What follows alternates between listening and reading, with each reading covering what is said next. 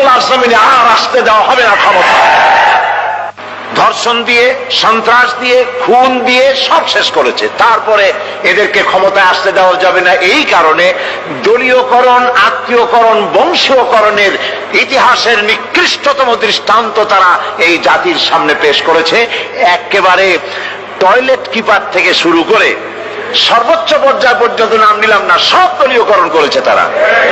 লুটে পুটে, ওই যে সেই কথা আছে, উলট পালট করে দেমা লুটে পুটে খায়, সমস্ত দেশকে লুটে পুটে খেয়ে শেষ করেছে। সেদিন আমি বিজয়নগরে সেই বিএনপি অফিসের সামনে, এই যে কয়েকদিন আগেই সেখানে আলোচনায় বলেছিলাম যে এক লোক আগে এসে আমাকে বলছে, হুজুর এরা তো 5 বছরে খাইয়া খুইয়া সব শেষ করে ফেললো, এরপর আপনারা এসে করবেন কি?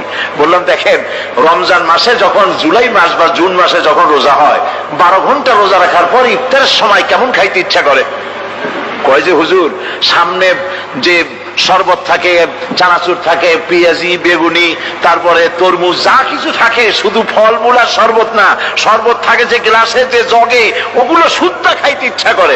বললাম 12 ঘন্টা রোজা রেখে যদি গ্লাস ঘটি বাটি শুদ্ধ খাইতে ইচ্ছা করে, ওরা তো 21 বছর রোজা রাখছে, সমস্ত বাংলাদেশ চেটে পুটে খেয়ে সব শেষ করে দিয়েছে। জাতির ভাগ্য ভালো, এরা এই সাবেক প্রধানমন্ত্রী শেখ হাসিনা ভাগাভাগি করে 2 বোনে যে বলে না, এই যে আমাদের এক বোনকে বঙ্গভবন দেওয়া লাগবে আর এক বোনকে গণভবন দেওয়া লাগবে, জাতির কপাল কত ভালো। এরা যদি আবার ক্ষমতায় যেতে পারে, গোটা বাংলাদেশের মানচিত্র কুড়ে কুড়ে খেয়ে ফেলে দেবে।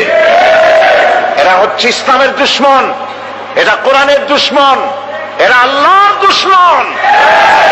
শেখ মুজিবের চাইতেও নিকৃষ্ট হচ্ছে তার মেয়ে। এক কাফন চোরার গল্প সেদিন আমি বলছিলাম জনসভার ভিতরে। কাফন চোর, এই কাফন চোর মরে যাওয়ার সময় তার ছেলেদের বলল, আমাকে তো কেউ ভালো বলে না, এমন কাজ করবি যাতে আমার থেকে তোদেরকে ভালো বলে। কাফন চোর মরে গেল। এরপরে কাফন চোর আর ছেলেরা চুরি করতেছে, কেউ আর বাপেরে ভালো কয় না, ও ছেলেরা বাপও চুরি করতে, এরাও চুরি করে। ছেলেরা মিটিং করলো যে বাপেরে তো কেউ ভালো কয় না, তো কি করা যায়? শেষ পর্যন্ত তারা এক কাজ করলো নতুন করে, শুধু কাপড়ই তারা চুরি করে না, কাপড়টা চুরি করে লাশটার গলায় দড়ি বাঁধিয়ে গাছে ঝুলাইতে আরম্ভ করলো। লোকেরা বলা আরম্ভ করলো, এর থেকে তোর বাপ ভালো ছিল। ওর বাপে তো শুধু কাপড় চুরি করেছে, ওর বাপে তো কোন লাশ ঝুলে রাখে না, এ শয়তানের তো লাশও ঝুলে রাখলো। আজকে জাতীয় কথা বলতেছে, শেখ মুজিব তো তার মেয়ের মতো সাইকুল হাদিস গ্রেফতার করে নাই, মাদ্রাসা বন্ধ করে নাই, আলেমদেরকে অত্যাচার করে না। এই মুজিবের চাইতে নিকৃষ্ট বেহায়া তার মেয়ে।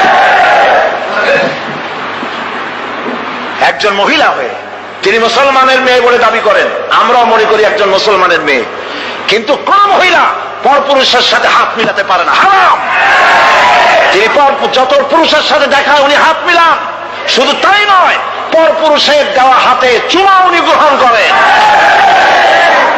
আমি পল্টনে বলেছিলাম, পার্লামেন্টে আমি বলেছি তার সামনে, আপনি মুসলমান, যেই কপালটা দিয়া কাবা শরীফে সেজদা করছেন, যেই কপালটা দিয়া মদিনায় সেজদা করেছেন রাসূলুল্লাহর রওজায়, রাসূলুল্লাহর মসজিদে, সেই কপালটা নিয়ে কলকাতায় গেলেন, আর কাফের গুজরাল আপনার কপালে যখন হাত দিল তিলক পরাবার জন্য, কেন আপনি বলতে পারলেন না, বেয়াদব, আমি মুসলমানের মেয়ে, আমার গায়ে তুই হাত দিতে পারিস না?